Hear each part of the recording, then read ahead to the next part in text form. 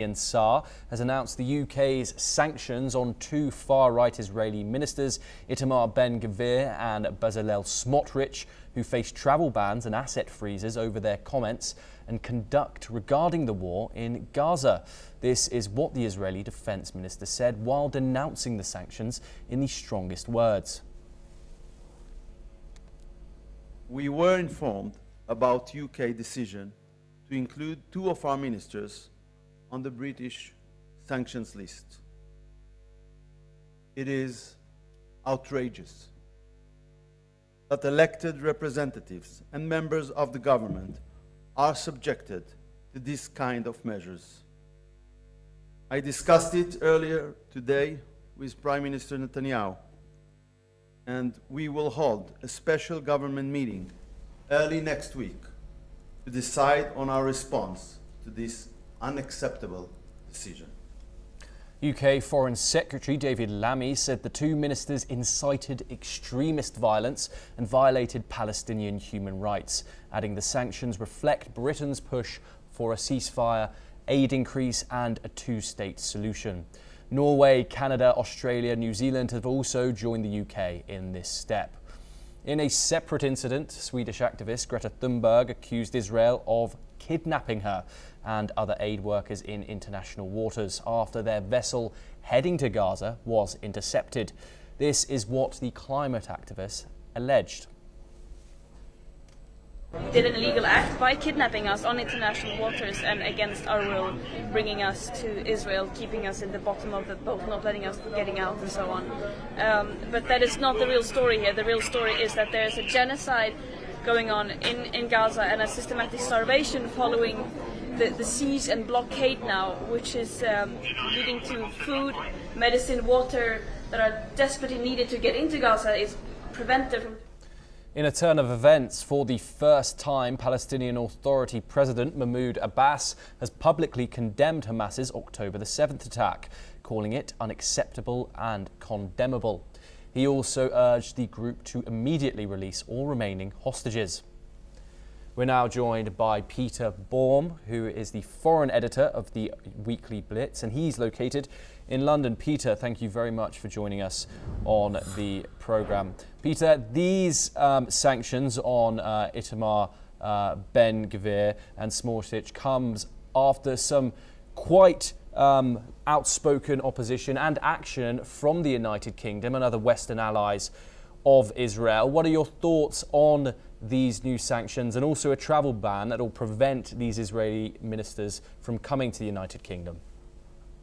Yes, good evening, Thomas, to you and your listeners and viewers. The action, the latest round of sanctions by the Keir Starmer government was actually made as a deflection to things going on domestically in the UK. You may or may not be aware that currently in the United Kingdom, the Labour government had to do the most incredible economic U-turn of any government in the last probably 200 years regarding a policy that condemned pensioners to basically taxes on their winter fuel allowances. And the government needed a deflection to take away from this U-turn, and the best way to do that in United Kingdom politics at the moment is to kick Israel. They needed to flatter the mob, to take away the headline stories away from their disastrous economic policies, and needed a headline to assist them. The sanctions, in effect, will have no real practical course. Smotrich and Ben-Gvir were never going to come to the UK anyway. They don't have assets in the UK, so the sanctions themselves are meaningless. All it has done is to give a high-profile anti-Israel deflection to their supporters in the United Kingdom. So, and obviously it's upset the Israeli government. What the Israeli government's response will be, we don't know. But the sanctions themselves are meaningless, and purely designed to deflect away from the economic problems this current Labour government find themselves in. Okay, it's interesting. But Peter, could I just put a point to you 1 second? Britain isn't the only country that has done this. We've also had a joint statement from Norway, Canada, Australia, New Zealand, and others. We have Spain as well involved in this. These are countries that have also very recently are traditional allies of Israel and have. Some have been debating sanctions. Some have put sanctions on Israeli settlers in the West Bank. This isn't just the UK speaking out and acting against a traditional alliance with Israel. What's your response to that? Okay, well, the traditional allies may have been traditional allies decades ago, but certainly in modern times, if you look at the voting patterns of the United Nations, Spain and Norway have certainly not been allies of Israel. They've been very, very anti-Israel, in fact. And under the new administration of in Canada, Carney is certainly not pro-Israel, and Albanese certainly has not been. So traditional allies, yes, going back decades perhaps, but in more recent times, absolutely not.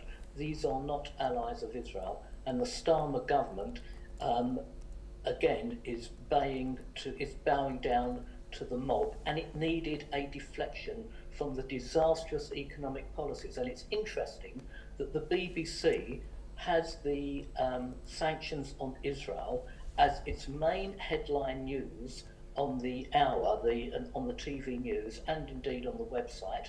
It's taken the place of the atrocities in Austria. It's taken over from the Russia, Ukraine, and from the LA riots. So sanctioning 2 Israeli ministers, the BBC has done the job that the government wanted it to do by deflecting the stories away from more important stories.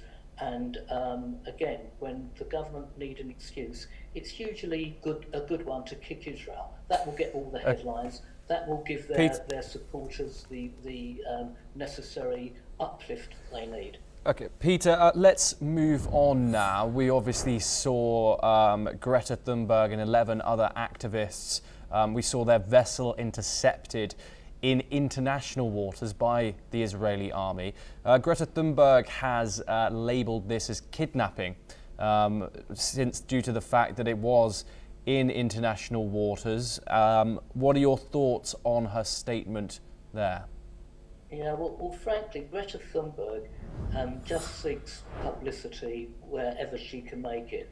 As a climate activist, isn't it ironic that she came on a vessel that polluted the oceans? I mean, she cannot be taken seriously, other than by those whose sole agenda is to demonise the Jewish state of Israel.